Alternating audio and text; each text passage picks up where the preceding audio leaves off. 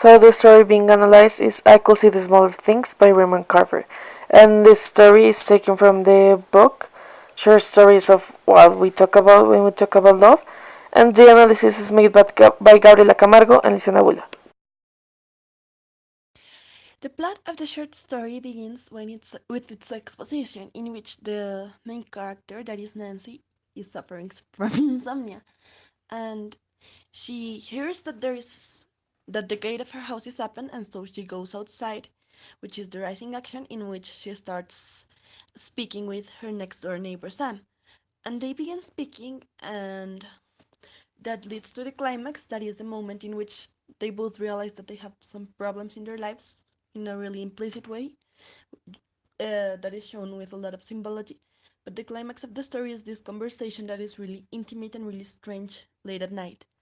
The following action is when Sam speaks about how he has got to um, trap the slugs that are eating his bushes in a jar, and then they say goodbye. And that is the end of the following action, to a resolution that we imply is Nancy going back home and falling asleep.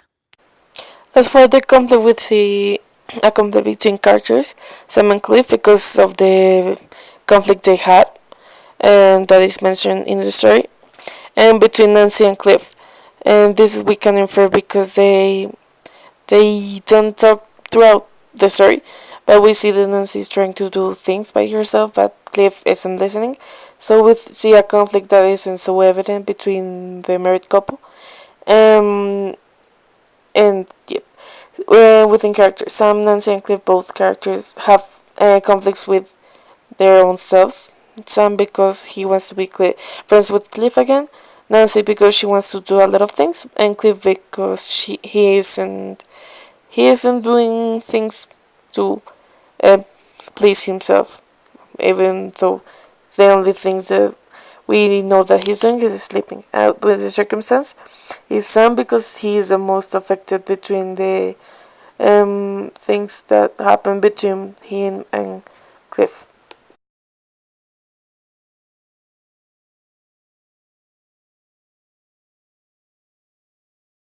There are many themes that can be found in this shared story. One of them would be vulnerability, due to how late at night and how strange the circumstances of the conversation between Nancy and Sam, where they were both completely vulnerable under the moonlight. The enclosing and overlooking problematics is also a thematic, and this can be shown through the symbol of the jar, in which Sam encloses all the problems that he has, or Nancy that forgets to close the gate, and that is also a problematic that happens within her and may be connected to her marital problems, which they are both enclosed or overlooked.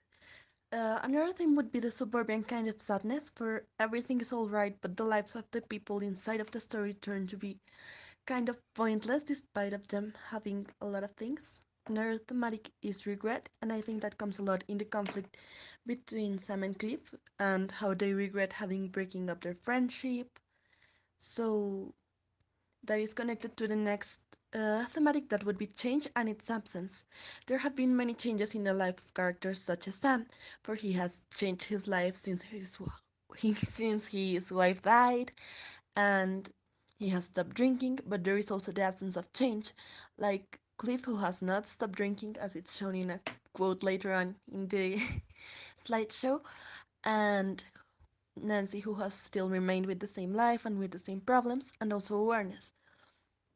They know that the problems are there, and they notice that during the night, Sam and Nancy at the same time, but they do nothing to change. However, they are now aware, and that's why Sam says things like he wants to be friends with Cliff again. In the symbols and motifs, we see the fences and the slugs as the main ones. And in the fences, as said in quote 1, um, we know that the fence is built to separate them both, Cliff and Sam, because of the conflict they had previously.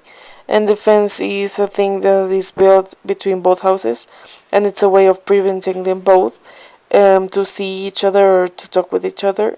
And it also prevents Nancy, even though she has nothing to do with the conflict, to see Sam.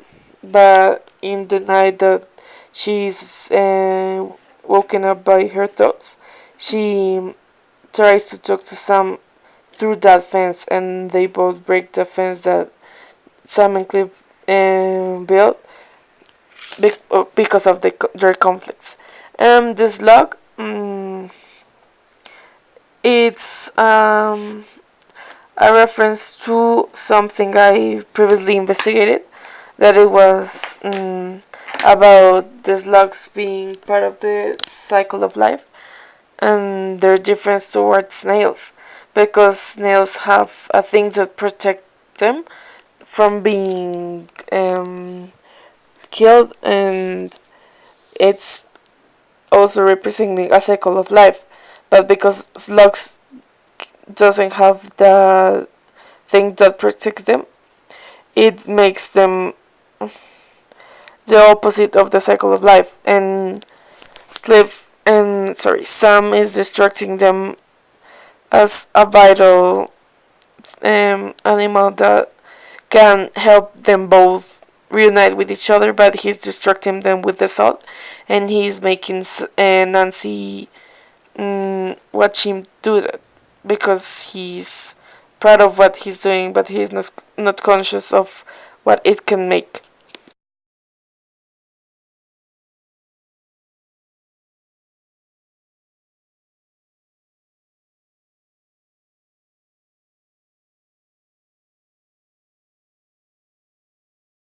The narrative voice in this short story is that of a first person, past tenses use, and also reported speech.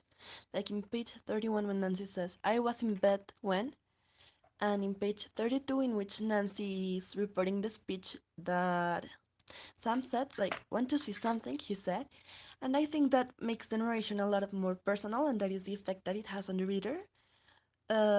Because the protagonist is the one that is narrating her own story and the story of her neighbors as something that's already happened, and that makes the reader also ponder into what might have happened next. And that connects a lot with the climaxes that happen always with Raymond Carver, that is the letting the endings open. So people kind of have to figure out what is happening then. Nancy is our main character for this story. She's a middle-aged woman, and she's Cliff's wife.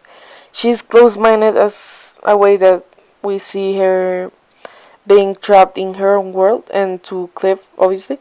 And according to the quote, she had to hurry up and sleep because she doesn't want to think about things she shouldn't, because she is stuck to her life and to the decisions he has taken with Cliff, and she is afraid to experiment with new things even though she wants to. She's craving for a change and not doing anything about it. She's just staying in her bed with Cliff, and even though she wants to talk to Cliff about things, she decides that it's better to leave him sleeping than to confront him about the things she wants to. She's stuck with her life because she is married to Cliff, and she's only doing what Cliff thinks is the best to do to both of them, or only him. And she is very submissive about it, and she's doing nothing to change the fact that he's controlling their relationship.